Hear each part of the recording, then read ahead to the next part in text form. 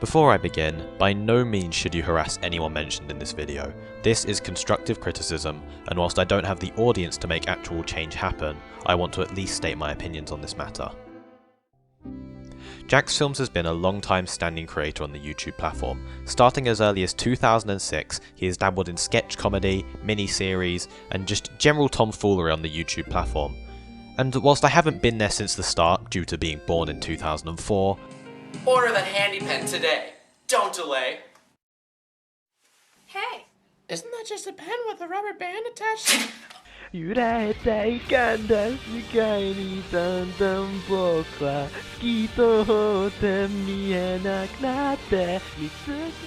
have been a fairly consistent follower of his, with my eyes on his channel fairly often throughout my childhood.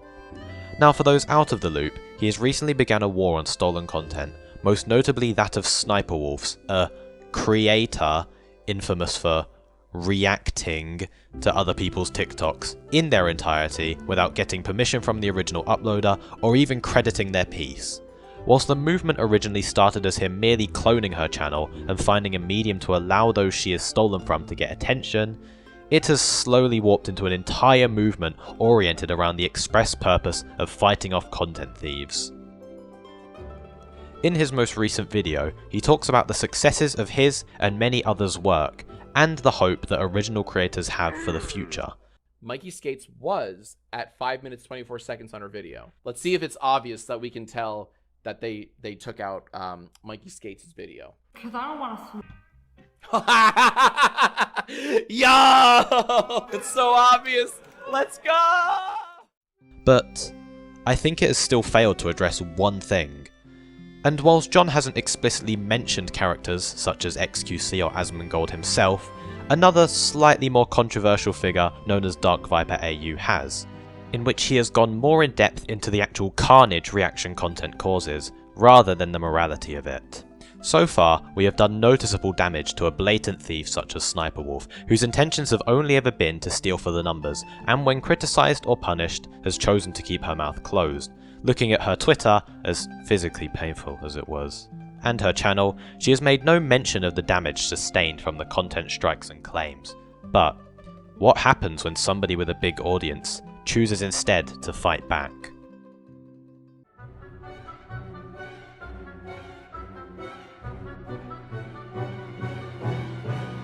And I agree, and it's not a 10. Give a fuck. So does my editors, which makes us about equal on that topic. So you can still sometimes, when somebody gets confused at the company, when one of the sweatshop guys gets it wrong.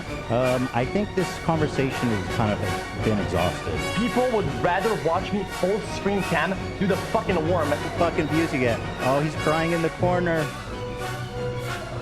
Oh, okay, sure. I mean, that's content, man. It's original content, at least. Yes, do that, bro.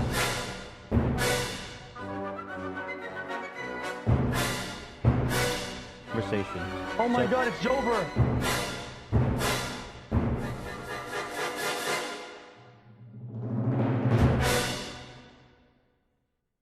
You are now probably starting to understand why I said the disclaimer at the beginning, and subsequently maybe realising what Jackfilms has yet to fight. And effectively, it's gonna be the potential damage to the creator ecosystem. Let's run a scenario. You are a small creator with about 1k subs on YouTube. You make a video about, who knows, fucking CSGO, seeing as I believe he's into that currently. You wake up one morning, realise that it has gained maybe a few more views and likes and a small portion of comments that go something like, who else is here from XQC? I can't account for the realism of this situation, but just run with it. You go to his channel, see your video up in its entirety with his face in the corner, bordering on 200,000 watches. Unhappy with this, you decide to submit a copyright claim to get the video taken down. The video goes down and you think, finally, my content is back in my channel. That is, until a wave of dislike bombing, or flaming, or just general cruelty floods your channel and your social media presence like a tidal wave.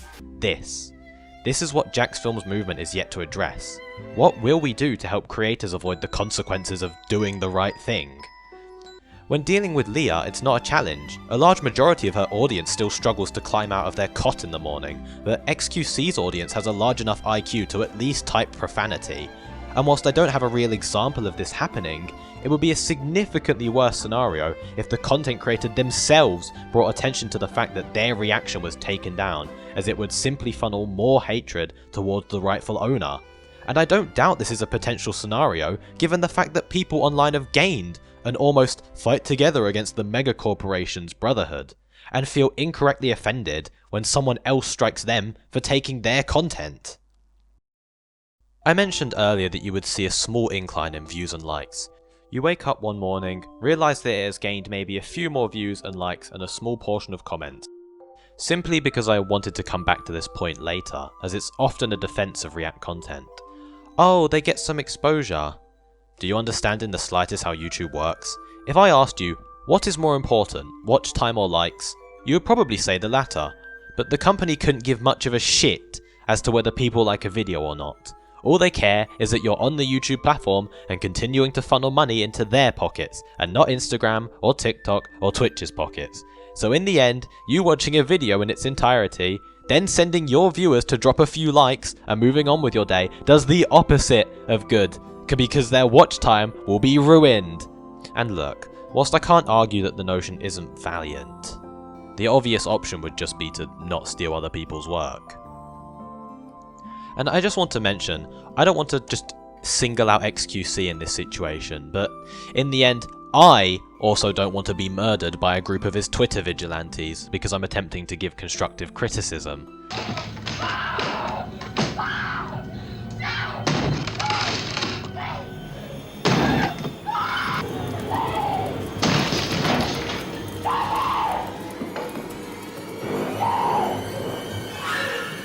Here's Johnny!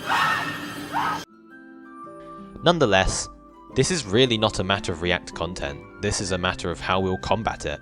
Of course a thief will continue stealing if nobody is stopping him. Hello, I like money. So, for the sake of the movement against this type of uninspired, lazy garbage, how will we, as a community, find a way to make sure that people can safely claim content that is theirs, whilst also avoiding the potential channel-killing wave of hatred that may come with it? In the end, it's a matter of human psychology, like a football fan obsessed with his team. I don't think there is a feasible way to stop followers from behaving in such compulsive ways. So what even is a realistically possible way to combat it? I would also like to slightly touch on the matter of YouTube automating their content ID systems, because we risk reigniting the demonetization demon of 2016, but this time with copyright law, in which creators will find any means to get videos taken down that they don't like, simply because it's a criticism of them, despite the fact it actually falls under fair use. It's a hard situation to tackle. So, whilst I'm glad that one leech has been plucked from the skin of original content, there are still many, many more we have to fight, and let's just say that they might be a lot more stubborn about having their source of food cut off.